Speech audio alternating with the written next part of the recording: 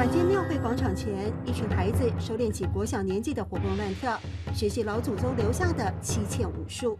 像一些已经练大学、练高中的，他们都是学习以后就到外地了，就没有在一起。七步拳、步击连环拳，源自清朝末年客家部落为抵御外侮而衍生的拳法，如今看来传承有了希望。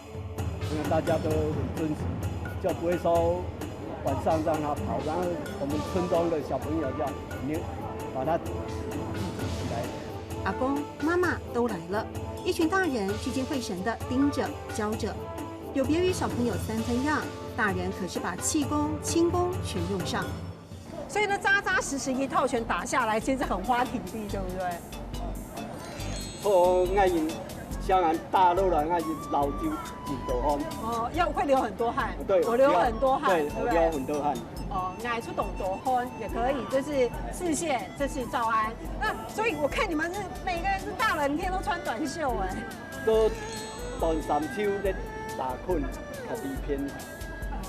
穿短袖打拳比较方便，比较方便。哦，所以穿短袖就可以了。这视线叫做该手动秋做的嘞。老人家打起拳依旧虎虎生风，不说绝对猜不出高龄80岁了。上场时，年幼的孩子已经自动地接起鼓棒。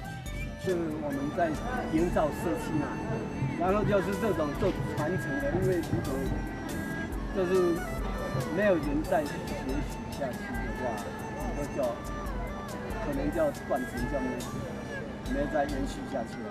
客家社区的武术团队这一夜验收好成绩。嗌出動道漢，繼續動手做地。